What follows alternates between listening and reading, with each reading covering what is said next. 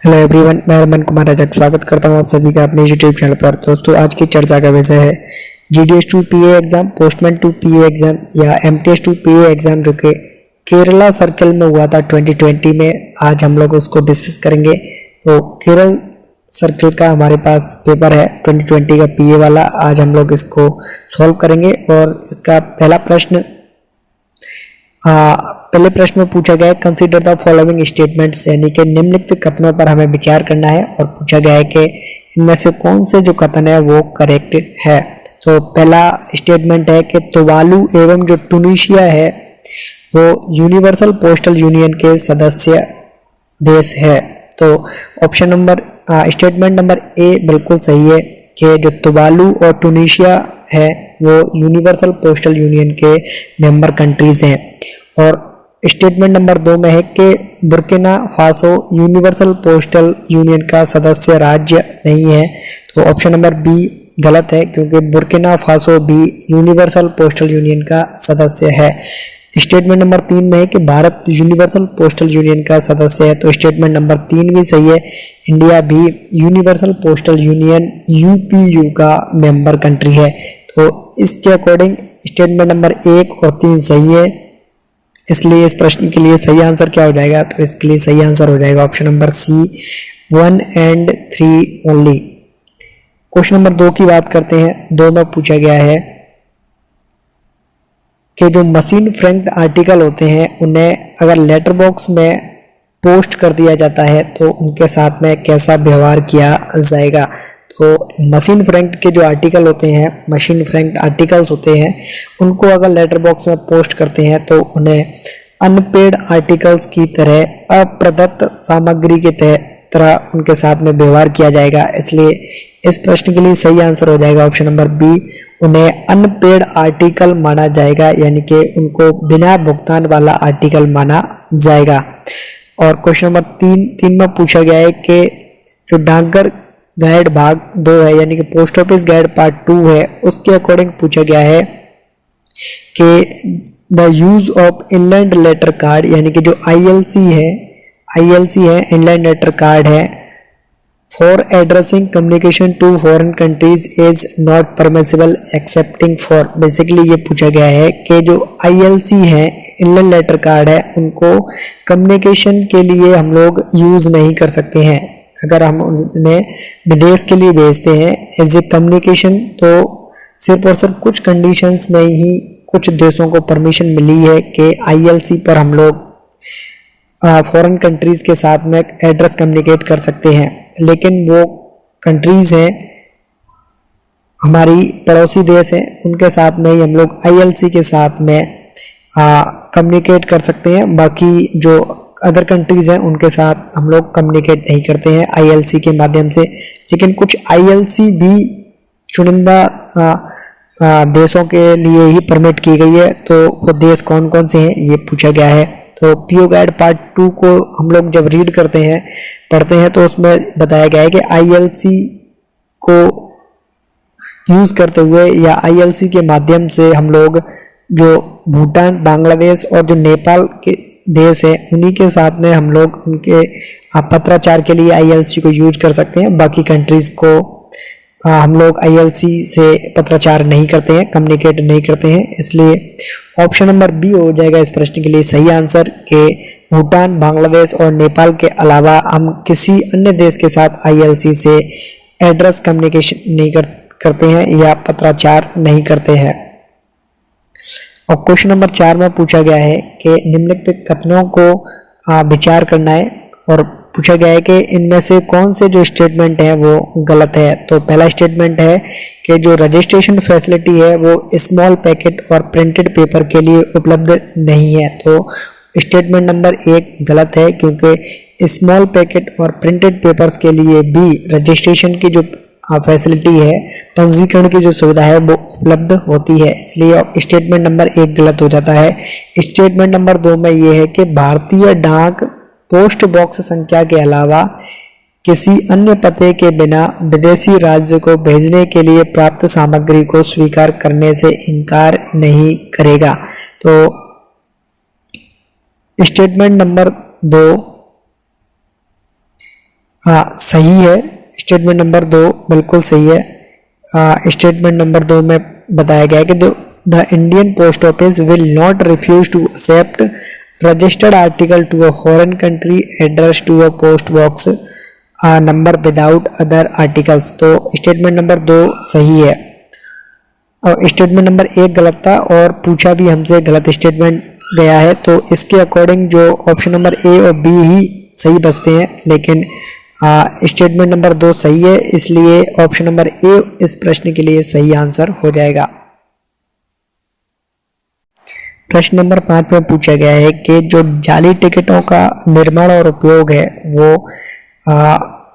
एक punishable offence है और उसके लिए जो सेक्शन है वो है 263A, लेकिन ये पूछा गया है कि ये कौन से नियम की धारा है।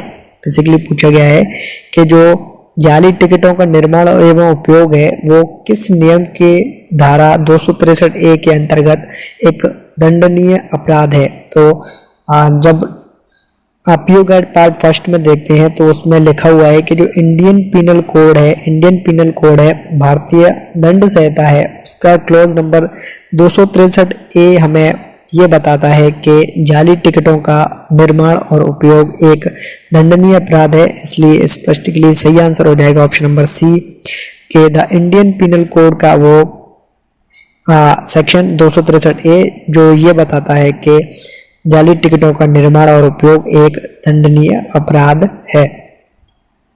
क्वेश्चन नंबर 6 में पूछा गया है कि डाक टिकट के विदेश डाक के मुद्रित कागज सेवा शर्तों में कुछ भिन्नता के साथ अंतर्देशीय डाक के अनुरूप है। बेसिकली ये पूछा गया है कि फॉरेन पोस्ट में प्रिंटेड पेपर सर्विस होती है, वहीं इनलैंड पोस्ट के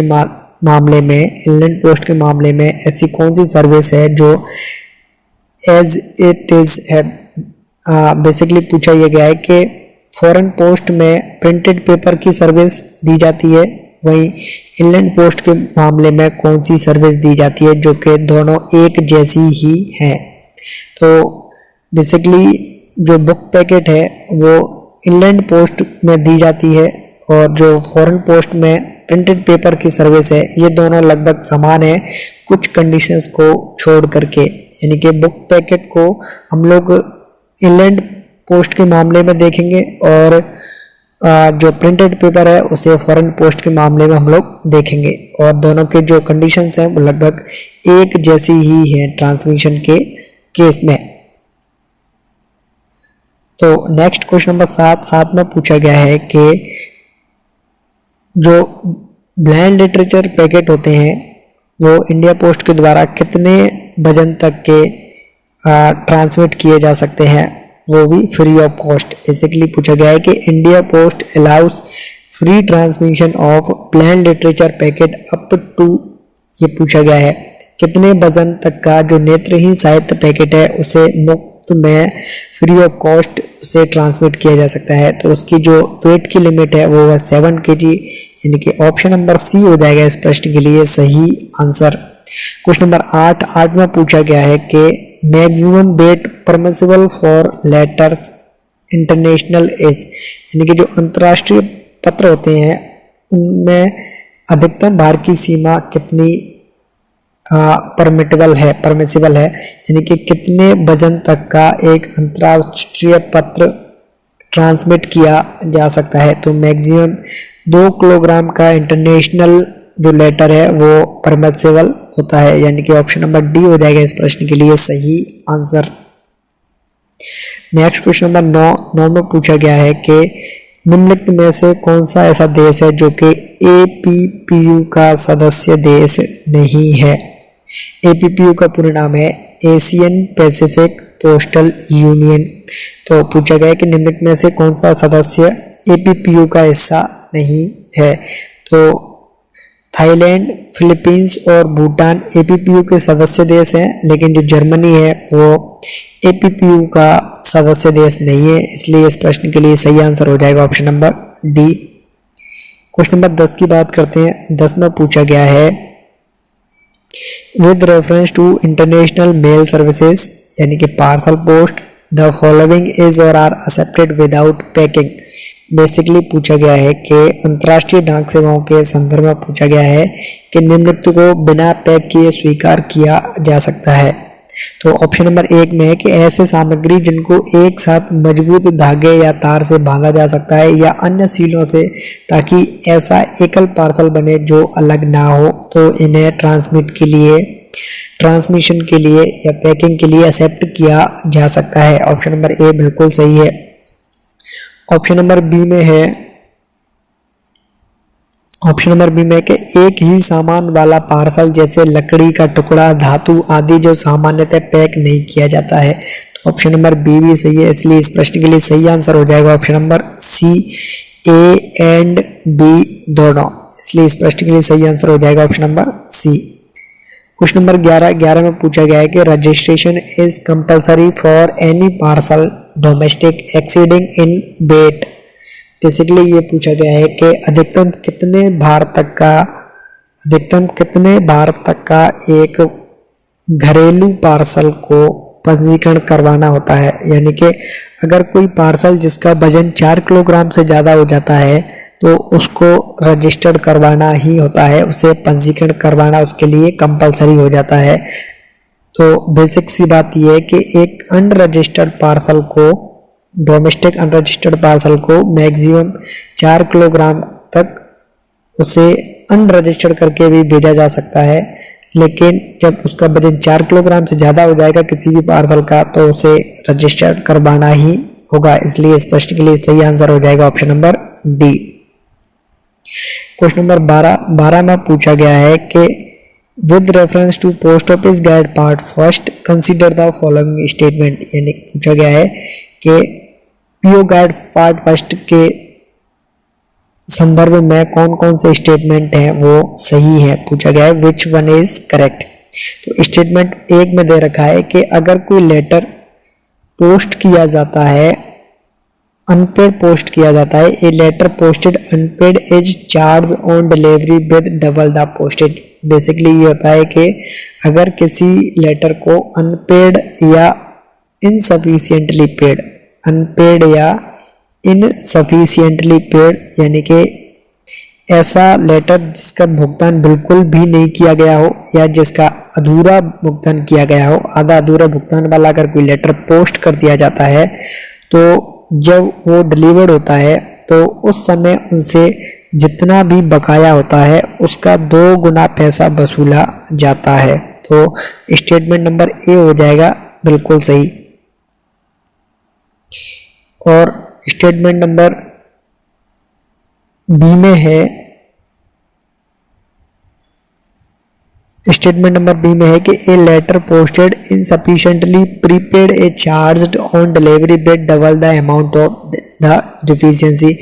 स्टेटमेंट नंबर 2 भी सही है कि अगर किसी लेटर को जो कि आधा अधूरे वाला भुगतान वाला है उसे अगर भेजा जाता है तो डिलीवरी के समय उनसे भी 2 गुना अमाउंट लिया जाता है, बिल्कुल सही है। ऑप्शन नंबर सी में है कि a letter posted insufficiently prepaid a charge on delivery with the amount of the deficiency only. Option number statement number 3 बिल्कुल गलत है, डबल चार्ज लिया जाता है, डिफिशियंसी चार्ज के बराबर नहीं लिया जाता है। यानी कि जो अमाउंट लिया जाएगा वो जितना बकाया होगा उसका दुगना लिया जाता है।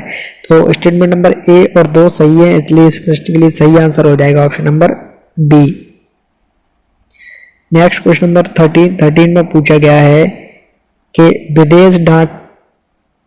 विदेश डाक में पत्र पोस्ट निम्नलिखित में से किस श्रेणी के डाक सामग्रियों पर लागू होता है। बेसिकली ये है कि इन फॉरेन पोस्ट में जो टर्म होता है लेटर पोस्ट, तो उसमें क्या क्या आता है, लेटर पोस्ट में कौन कौन से क्लासेस आते हैं पोस्टल आर्टिकल्स के। तो लेटर पोस्ट में स्मॉल पैकेट्स भी आती हैं, लेटर पोस्ट की डेफिनेशन में ब्लैंड लिटरेचर के पैकेट भी आते हैं, पोस्ट कार्ड भी आते हैं और लेटर्स भी आते हैं। इसलिए इस प्रश्न के लिए सही आंसर कौन सा हो जाएगा, तो इसलिए इस प्रश्न के लिए सही आंसर हो जाएगा ऑप्शन नंबर सी, यानी कि 1, 2, 3 और 4। Next question number 14,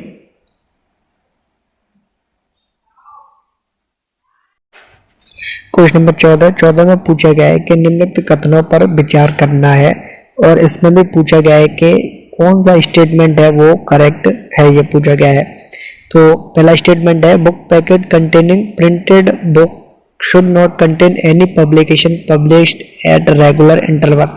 statement number 1 बिल्कुल सही है कि जो नियमित अवधियों में प्रकाशित किए जाने वाले जो प्रकाशन हैं उनको मुद्रित पुस्तकों के बुक पैकेटों में शामिल नहीं किया जाना चाहिए। स्टेटमेंट नंबर 1 बिल्कुल सही है। स्टेटमेंट नंबर 2 की बात करते हैं। 2 में पूछा गया है कि in book packet containing periodicals the contents should be periodicals registered with the registrar of newspaper in India. बिल्कुल सही स्टेटमेंट है कि जो प्रोडिकल्स जो बुक पैकेट जिनमें प्रोडिकल्स होते हैं सामयिकी भेजने वाले जो बुक पैकेट हैं उनमें अंतर्वस्तु में जो भारत के समाचार पत्रों के जो रजिस्ट्रार हैं उनके द्वारा पंजीकृत होना ही चाहिए। स्टेटमेंट नंबर 2 भी सही है। स्टेटमेंट नंबर 3 भी सही है कि जो पैटर्न और सैंपल पैकेट्स होती हैं उनका जो वेट होता है वो 2 किलोग्राम से ज़्यादा नहीं होना चाहिए। तो ऑप्शन नंबर सी भी स्टेटमेंट नंबर 3 भी सही है, इसलिए इस प्रश्न के लिए सही आंसर हो जाएगा ऑप्शन नंबर ए। स्टेटमेंट 1, 2, 3 तीनों सही है, इसलिए ऑप्शन नंबर ए हो जाएगा इस प्रश्न के लिए सही आंसर। क्वेश्चन नंबर 15 में पूछा गया है कि पीओ गाइड पार्ट 2 के संदर्भ में पूछा गया है कि निम्नलिखित में से इंडियन पोस्ट ऑफिस है, जो इंडियन पोस्ट ऑफिस का जो एक्ट है वो किन पर जो रेस्ट्रिक्शंस है वो लागू करता है, ये पूछा गया है कि कौन कौन से जो ऑप्शंस है स्टेटमेंट्स हैं वो प्रोविडेड हैं, ये पूछा गया है। तो स्टेटमेंट नंबर 1, 2 और 3 की बात करते हैं। तो स्टेटमेंट नंबर 1 में है कि जो लॉटरी से संबंधित कोई भी टिकट प्रस्ताव या विज्ञापन या कोई अन्य विस्तृत मामला या किसी अन्य रूप से लॉटरी से संबंधित जो लोगों को लॉटरी में भाग लेने के लिए उकसाता है ऐसी चीज़ों को भेजना गलत होता है। बिल्कुल स्टेटमेंट सही है। और स्टेटमेंट नंबर 2 भी सही है कि जो राजद्रोही मामले में संबंधित कोई भी समाचार पत्र पुस्तक या दस्तावेज है जो भारतीय दंड संहिता के अधीन दंडनीय है, प्राप्त करना या उसे भेजना भी निषिद्ध होता है, प्रोहिबिटेड होता है। ऑप्शन नंबर स्टेटमेंट नंबर 2 भी सही है। और स्टेटमेंट नंबर 3 भी सही है कि प्रेस एवं पुस्तकों के पंजीकरण अधिनियम 1867 के नियमों का अनुपालन किए बिना भारत में मुद्रित एवं प्रकाशित कोई भी समाचार पत्र भेजना भी प्रोहिबिटेड है। तो स्टेटमेंट नंबर 1, 2, 3 बिल्कुल सही है, इसलिए इस प्रश्न के लिए सही आंसर कौन सा हो जाएगा? तो इस प्रश्न का सही आंसर हो जाएगा ऑप्शन नंबर डी। 1, 2 और 3 स्टेटमेंट बिल्कुल सही है। क्वेश्चन नंबर 16 में पूछा गया है कि जो डाकघर गाइड भाग 1 है, पोस्ट ऑफिस गाइड पार्ट 1 है, उसके तहत एक जो पोस्ट रेस्टांट सामग्री है एक्सेप्ट वैल्यू पेबल जिस डाकघर को भेजा गया है वहां पर उसे कितने अवधि तक रखा जा सकता है, तो उसको मैक्सिमम कितने समय के लिए रखा जा सकता है। तो उसके लिए जो मैक्सिमम टाइम है वो होता है 1 मंथ, यानी कि ऑप्शन नंबर ए हो जाएगा इस प्रश्न के लिए सही आंसर। नेक्स्ट क्वेश्चन नंबर 17 में पूछा गया है कि जो मैक्सिमम लिमिट होती है शाखा डाकघरों की, जहां से एक आर्टिकल है उसे इंश्योर्ड करके बुक किया जा सकता है, तो उसकी क्या लिमिट है? तो उसकी लिमिट होती है 600 रुपये की, यानी कि मैक्सिमम लिमिट होती है 600 रुपये की। कोई भी आर्टिकल ब्रांच पोस्ट ऑफिस से इंश्योर्ड करके भेजा जा सकता है, उसे बीमित करके भेजा जा सकता है, यानी कि ऑप्शन नंबर बी हो जाएगा इस प्रश्न के लिए सही आंसर। नेक्स्ट क्वेश्चन नंबर 18 की बात करते हैं। तो 18 में पूछा गया है कि जो लेटर होता है, घरेलू जो लेटर होता है, डोमेस्टिक जो लेटर होता है, उसका मैक्सिमम साइज क्या परमिट है, उसका कौन सा साइज होता है? रोल फॉर्म की बात करते हैं तो, यानी कि अदर देन रोल फॉर्म के अलावा अगर कोई डोमेस्टिक लेटर है तो उसका जो मैक्सिमम साइज है वो कितना हो सकता है? तो उसका जो मैक्सिमम साइज होता है वो हो सकता है 60 × 90 सेंटीमीटर। और according to this option number A बिल्कुल सही है। ऑप्शन नंबर ए बिल्कुल सही है कि सिंगल डायमेंशंस हो सकती है 60 सेंटीमीटर की। वही जो लेंथ ब्रेथ और डेप्थ यानी कि लंबाई चौड़ाई प्लस जो गहराई है उसका योग हो सकता है 90 सेंटीमीटर। तो ऑप्शन नंबर ए हो जाएगा इस प्रश्न के लिए सही आंसर। नेक्स्ट पूछा गया है क्वेश्चन नंबर 19 में पूछा गया है कि इंडिया ने एपीपीयू को कब ज्वाइन किया था। एशियन पैसिफिक पोस्टल यूनियन एपीपीयू को इंडिया ने कब ज्वाइन किया था। तो इंडिया ने 1973 में एपीपीयू को ज्वाइन किया था, इसलिए इस प्रश्न के लिए सही आंसर क्या हो जाएगा option number D. Question number 20 में पूछा गया है कि post office guide part first के अकॉर्डिंग कौन कौन से स्टेटमेंट सही है ये पूछा गया है। तो पहला स्टेटमेंट है कि जो लेटर्स पोस्ट कार्ड और जो लेटर कार्ड्स होते हैं उन्हें फर्स्ट क्लास मेल की तरह ट्रीट किया जाता है, बिल्कुल सही है। जो लेटर्स होते हैं पोस्ट कार्ड्स होते हैं और जो लेटर कार्ड्स होते हैं वो होते हैं फर्स्ट क्लास की मेल्स, तो स्टेटमेंट नंबर 1 हो जाएगा बिल्कुल सही। और स्टेटमेंट नंबर 2 में पूछा गया है कि जो बुक पैकेट्स हैं रजिस्टर्ड न्यूज़पेपर्स हैं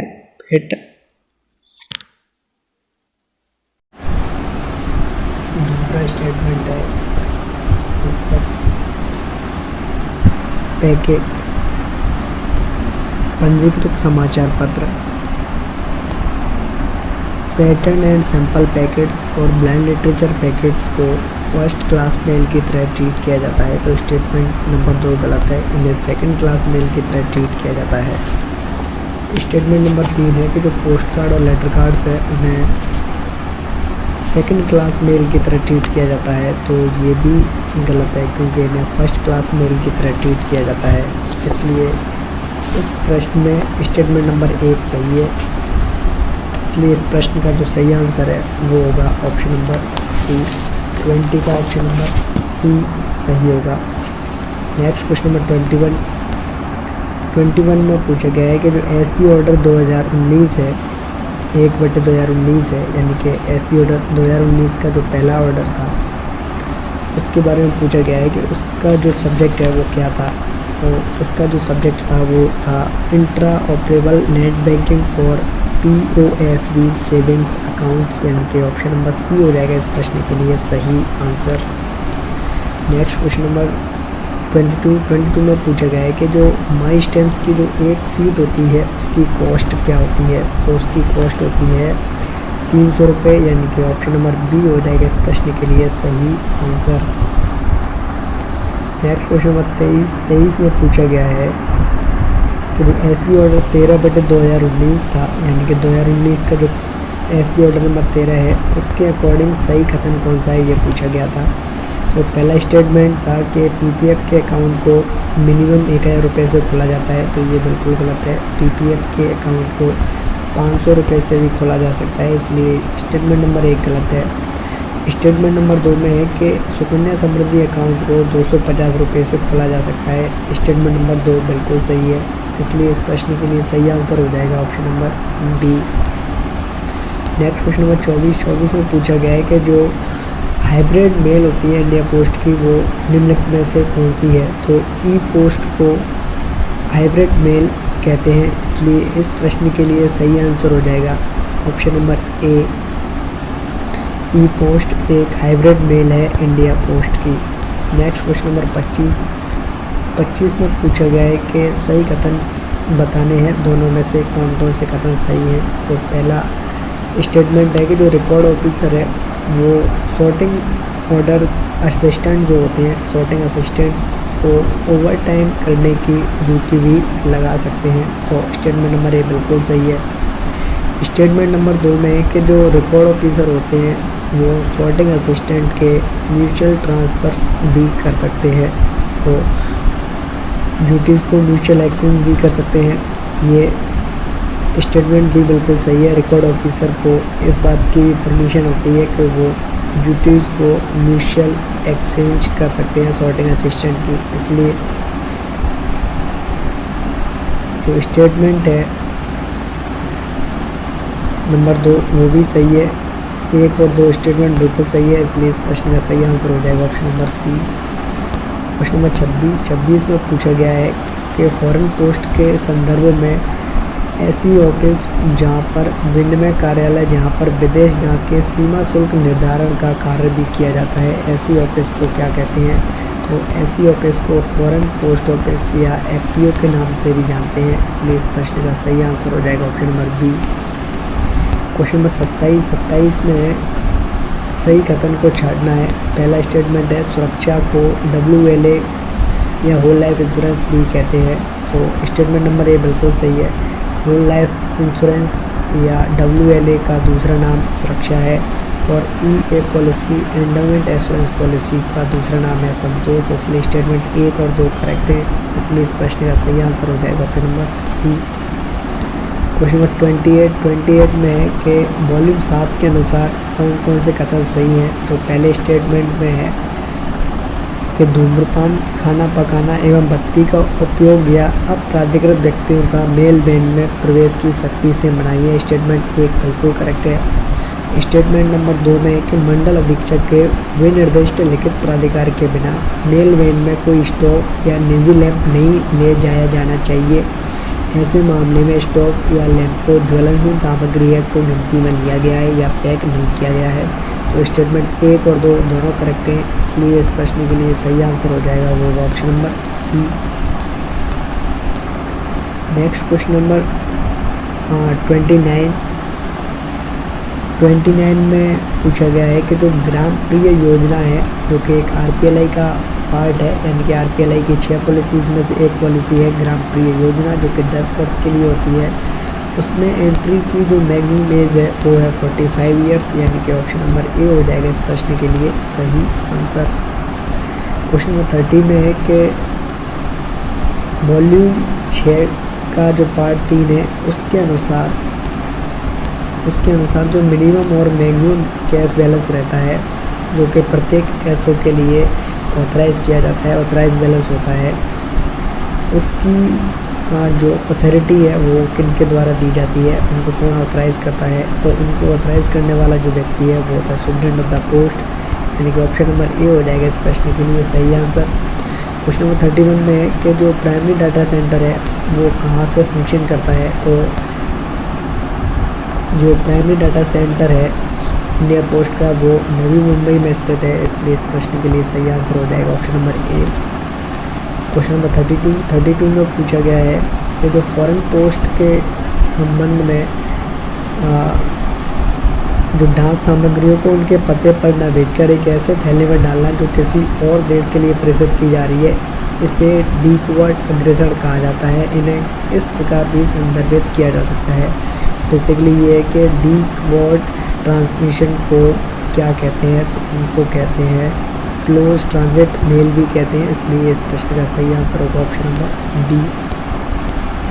क्वेश्चन नंबर 33 में है कि दीनदयाल स्पर्श योजना का संबंध किससे है। दीनदयाल स्पर्श योजना को शॉर्ट में DDSY भी कहते हैं और इसका संबंध है फिलेटली से, यानी कि promotion of philately among children. Option number D हो जाएगा इस प्रश्न के लिए सही आंसर। क्वेश्चन नंबर 34 में पूछा गया है कि जो वॉल्यूम 7 है उसका रूल नंबर 65 है, उसके अनुसार इंश्योरेंस सील को किन की कस्टडी में रखा जाता है। तो उसको रखा जाता है हेड सॉर्टिंग असिस्टेंट की कस्टडी में, यानी कि ऑप्शन नंबर डी हो जाएगा इस प्रश्न के लिए सही आंसर। क्वेश्चन नंबर 35 में पूछा गया है कि जो PLI की स्कीम है कन्वर्टेबल होल लाइफ इंश्योरेंस, जिसे सुविधा के नाम से भी जानते हैं, उसका मिनिमम और मैक्सिमम सम एश्योर्ड कितना होता है। तो उसका जो मिनिमम और मैक्सिमम सम एश्योर्ड होता है वो होता है मिनिमम 20,000 रुपये और मैक्सिमम 50 लाख रुपये होता है, यानी कि ऑप्शन नंबर सी हो जाएगा इस प्रश्न के लिए सही आंसर। क्वेश्चन नंबर 36 में पूछा गया है कि जो दर्पण है उसका नाम पूरा नाम क्या है, दर्पण की फुल फॉर्म क्या है। तो दर्पण की फुल फॉर्म होती है digital advancement of rural post office for a new India, यानी कि ऑप्शन नंबर डी हो जाएगा इस प्रश्न के लिए सही आंसर। क्वेश्चन नंबर 37 में पूछा गया है कि प्रिजर्वेशन पीरियड क्या होता है स्टॉक बुक का। एक पोस्ट ऑफिस की जो स्टॉक बुक होती है उसका जो प्रिजर्वेशन पीरियड होता है, परिरक्षण की जो अवधि होती है वो होती है 10 वर्ष after the year in which it is replaced by a fresh stock book, यानी कि ऑप्शन नंबर बी हो जाएगा इस प्रश्न के लिए सही आंसर। क्वेश्चन नंबर 38 में है कि MIS का जो खाता होता है वो मिनिमम कितने रुपए से खोला जा सकता है। तो MIS के अकाउंट को मिनिमम 1,000 रुपये से खोल सकते हैं, यानी कि ऑप्शन नंबर बी हो जाएगा इस प्रश्न के लिए सही आंसर। क्वेश्चन नंबर 39 में पूछा गया है कि वॉल्यूम 6 पार्ट 1 के अनुसार प्रेषकों द्वारा डाकघरों को उनके अलावा दूसरे व्यक्तियों को सामग्रियों या धनादेश प्राप्त करने के लिए प्राधिकृत किए जाने के मामले में यदि यह निर्धारित समय पर नवीकृत नहीं किया जाता है तो ये कितने समय बाद लैप्स हो जाता है? तो ये लैप्स हो जाता है 1 ईयर के बाद में, यानी कि ऑप्शन नंबर सी हो जाएगा इस प्रश्न के लिए सही आंसर। और नेक्स्ट क्वेश्चन नंबर है 40 में पूछा गया है कि जो पोस्टल लाइफ इंश्योरेंस है उनके लिए कौन कौन एलिजिबल है। तो पोस्टल लाइफ इंश्योरेंस के लिए सेंट्रल गवर्नमेंट, स्टेट गवर्नमेंट और गवर्नमेंट एडेड एजुकेशनल इंस्टीट्यूशन के सभी एम्प्लॉइज़ इसके लिए एलिजिबल होते हैं, और शेड्यूल कमर्शियल बैंक्स के जो कर्मचारी हैं वो भी इसके लिए एलिजिबल होते हैं। और वहीं साथ के साथ में जो क्रेडिट कोऑपरेटिव सोसाइटीज़ हैं या अन्य जो RBI, SBI और जो भी बैंक्स हैं उनके जो भी कर्मचारी हैं वो भी इसके लिए एलिजिबल होते हैं, यानी कि ऑप्शन नंबर बी हो जाएगा इस प्रश्न के लिए सही आंसर। A, B 1, 2 और 3 तीनों स्टेटमेंट बिल्कुल सही है। तीनों स्टेटमेंट में दिए गए कर्मचारी PLI के लिए एलिजिबल होते हैं। क्वेश्चन नंबर 41 में है कि each departmental post office is called as sole, यानी कि प्रत्येक डिपार्टमेंटल पोस्ट ऑफिस को एक सोल कहा जाता है, सर्विस आउटलेट कहा जाता है। तो ये किस्में होती हैं, तो सोल ID या सोल ऑफिस होती है CBS में, यानी कि ऑप्शन नंबर डी होगा इस प्रश्न के लिए सही आंसर। और आंसर होगा इसका CBS core banking solution.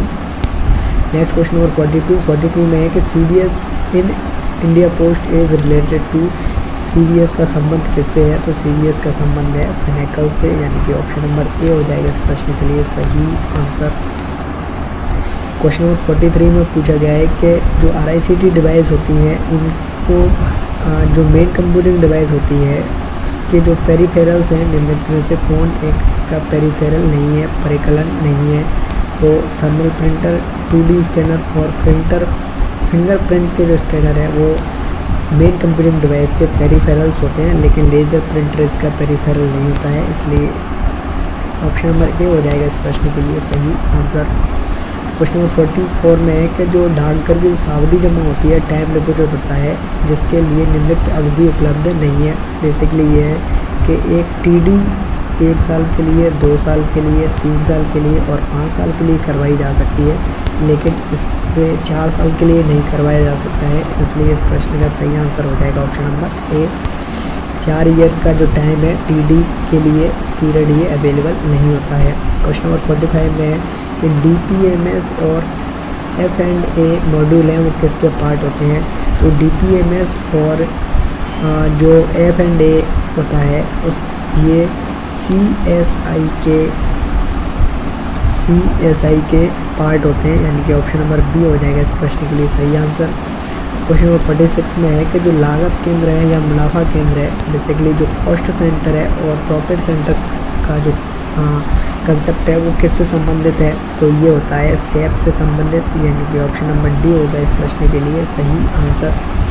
Next question number 47 में है कि जो daily ATM cash withdrawal limit है इंडिया पोस्ट ऑफिस के जो ATMs हैं उनके माध्यम से एक दिन में कितना कैश निकाला जा सकता है? तो उसकी लिमिट है 25,000 रुपये की राशि तक डेली ATM कैश विड्रॉल किया जा सकता है इंडिया पोस्ट के ATM कार्ड्स के माध्यम से, इसलिए इस क्वेश्चन का सही आंसर हो जाएगा option number B. Question number 48 में है कि सही कथन को चुनना है। पहला स्टेटमेंट है WAN का पूरा नाम है वाइड एरिया नेटवर्क, स्टेटमेंट 1 बिल्कुल सही है। स्टेटमेंट नंबर 2 भी सही है क्योंकि NI का पूरा नाम भी नेटवर्क इंटीग्रेटर है, इसलिए इस प्रश्न का सही आंसर हो जाएगा ऑप्शन नंबर सी। स्टेटमेंट 1 और 2 दोनों सही है। क्वेश्चन नंबर 49 में है कि इंटरनेशनल ट्रैक्ड पैकेट सर्विस है वो कहाँ के लिए उपलब्ध है? तो ये ऑस्ट्रेलिया के लिए उपलब्ध है, इसलिए इस प्रश्न का सही आंसर हो जाएगा ऑप्शन नंबर ए।